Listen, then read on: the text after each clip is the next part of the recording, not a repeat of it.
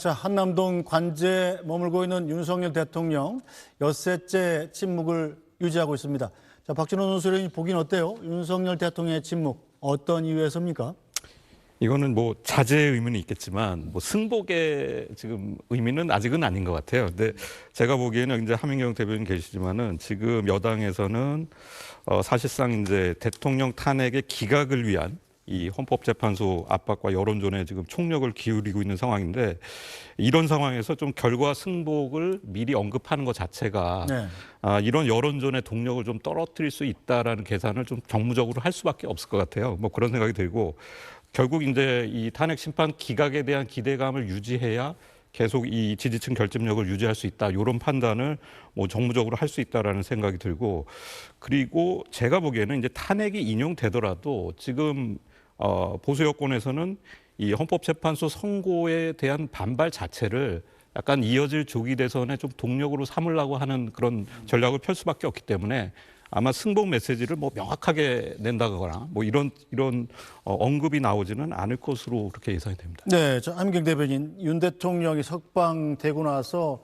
급속히 여권 내부에서는 윤 대통령 탄핵 심판 기각 결정에 대한 기대감이 높아지고 있는 상황이죠.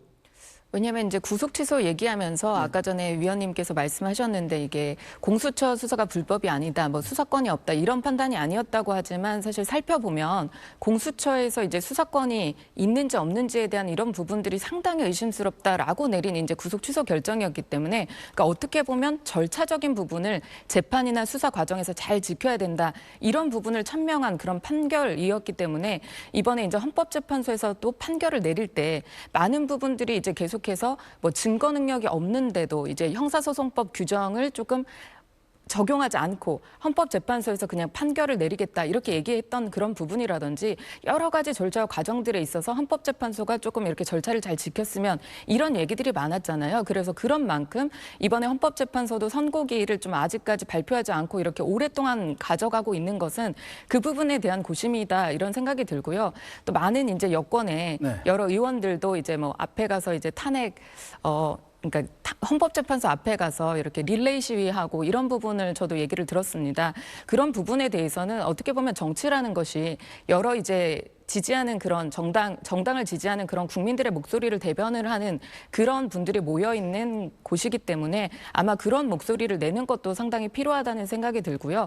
오히려 뭐 민주당에서 지금 도보 행진을 한다든지 뭐 삭발을 한다든지, 그 삭발을 해서 머리카락으로 이제 집신을 삼아서 뭐 헌법재판소 재판관한테 보낸다, 이런 이제 뭔가 협박과 이런 압박 같은 이런 부분은 좀 하지 않았으면, 이런 바람이 들고요. 또 윤석열 대통령이 목소리를 내고 있지 않은 것은 지금은 뭐 이게 받아들이겠다 안 받아들이겠다 이런 얘기를 할 때가 아니라 헌법재판소의 시간이다. 그렇기 때문에 말씀을 하지 않고 계시는 것으로 저는 생각이 듭니다. 네, 자, 박서민 전 최고. 일단 민주당 입장에서는 윤 대통령의 석방 이후에 윤 대통령의 탄핵 심판이 기각되면 어떡하지?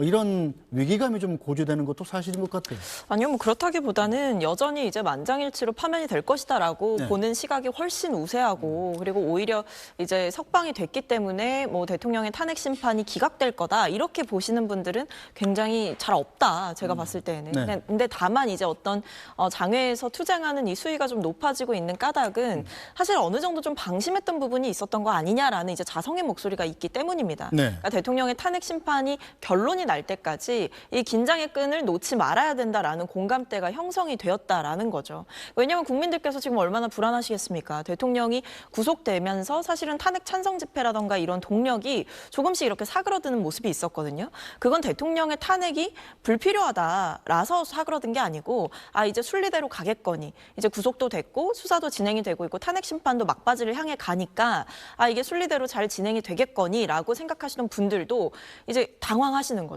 대통령이 갑자기 석방이 되고 지금 내란 주요 공범들은 다 구속되어 있는데 대통령만 지금 나와가지고 뭐 국민들을 향해서 메시지를 보내고, 뭐 당의 지도부들은, 여당의 지도부는 뭐 대통령을 만나러 가고, 이런 모습들이 사실은 비정상의 정상화로 가는 과정 가운데서 조금 제동이 걸린 거 아니냐라는 위기의식이 들 수가 있는 거거든요. 그렇기 때문에 민주당도 보다 각성해서 끝까지 긴장감을 놓치지 말고 국민들의 이 분노를 제대로 담아내야 된다라는 이런 생각이 있는 겁니다. 알겠습니다. 자, 윤석열 윤석열 대통령에 대한 탄핵 심판 선고. 자, 언제가 될지 모르지만 멀지 않은 것은 틀림이 없죠. 여야 모두를 향해서 헌재 결과에 승복해야 한다. 이런 메시지를 내야 된다. 이런 목소리가 높아지고 있죠. 이재명 대표는 어제 방송 인터뷰를 통해서 당연히 승복해야 한다는 입장을 밝혔습니다. 승복은 당연히 해야죠. 승복은 당연히 해야 되는 거고요. 예. 민주공화국의 헌법 질서에 따른 결정들을 그걸 승복 안 하면 어떡할 겁니까? 그건 말이 안 되는 소리고요. 예. 당연히 승복해야 되고 승복해 왔고요. 네, 윤 대통령 측 역시 대통령은 당연히 승복할 것이라는 입장을 밝힌 바가 있습니다. 석동현 변호사 이야기 들어보시죠.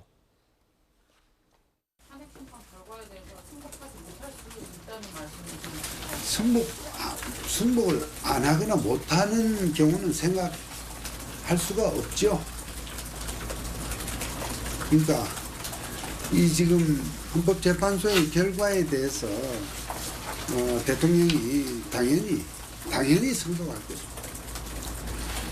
그것은 뭐 두말할 나위가 없는 일이고 그러한 결정이 최대한 공정하게 적법하게 진행되기를 촉구하는 것입니다.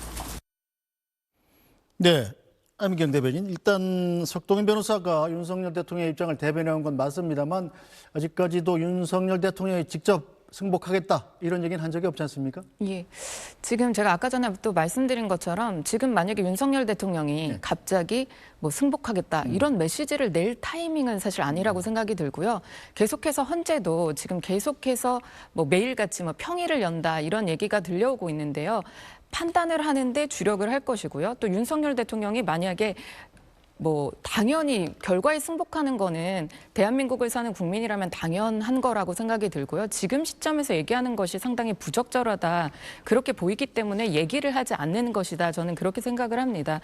이 헌법재판소에서도 지금 계속 판단을 하고 있는 것 중에 하나가 그 공수처에서 이제 수사를 한 것, 그리고 이제 공수처에서 수사한 결과가 이제 올라왔던 그런 증거들이 들어가지 않았다. 이 헌법재판소의 재판과는 무관하다. 이런 얘기들을 자꾸 이렇게 보도를 통해서 내보내고 있는 이유는 그런 부분이 다 섞여 있기 때문입니다. 증거가. 그랬을 경우에 혹시 이게 잘못된 결과가 낫지 않을까 이런 부분으로 이제 검토를 하고 있는 것으로 보이고요. 또 이전에 저희가 좀 시간이 오래돼서 이게 까먹었을 수도 있는데 이전에 얘기가 됐던 게 사실 내란죄를 소추사유에 넣었었는데 소추사유에서 내란죄를 사실 빼겠다 이런 부분도 상당히 이제 헌법재판소에서 결과를 낼 때는 중요한 부분으로 작용될 것이고 그 부분도 역시 이제 모든 국민이 납득할 수 있을 만큼 이제 결론을 내려야 되기 때문에 아마 그런 부분을 보고 있을 거고요. 이재명 대표가 얘기한 것처럼 이재명 대표를 포함해서 모든 국민은 사실 재판 결과에 대해서 1심, 2심, 3심 다 있잖아요. 그 부분에 대해서 당연히 승복해야 된다고 생각합니다. 네, 자 박성민 전 최고. 일단 지금 장외 집회가 한창이지 않습니까? 탄핵 선고 이후가 더 걱정이다. 이렇게 걱정하시는 분들이 많아요. 어찌됐든 자기 의지에 반대되는 판결을 받게 된 분들은 강력히 저항을 할 테고 그렇게 되면 이 나라가 두 쪽 나지 않겠느냐 이런 걱정들인데 뭐 제 생각엔 윤석열 대통령과 이재명 대표 모두 공식 성명을 통해서 헌재가 어떤 결정을 내리든지 거기에 승복하겠다 이렇게 선언을 해준다면 이 선고 뒤에 혼란을 막는 데는 도움이 되지 않겠습니까?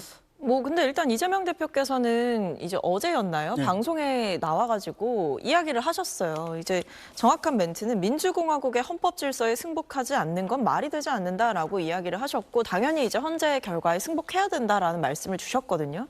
그리고 지금 사실 오히려 이 승복의 메시지가 필요한 것은 야당이 아니라 여당과 윤석열 대통령 본인입니다. 왜냐하면 지금까지 보면 이 대통령의 계엄 선포 이후에 이 탄핵 심판이 진행되는 과정 가운데 대통령 측에서는 사사건건 절차상의 시비를 걸었고 그리고 심지어는 이제 여당에서 원내대표인 권성동 원내대표가 문영배 이 헌재 재판관에 대해서 사실은 가짜 뉴스를 설파하다가 반박을 당하는 일도 있었고요. 그 외에도 계속 지금 지지자들이 이 헌법재판소에 대한 공격을 이어가고 있고 대통령 측에서 뭐 헌재 재판관 기피 신청을 했다가 기피 사유가 안 된다라고 하면서 거절을 당하는 일도 있었습니다.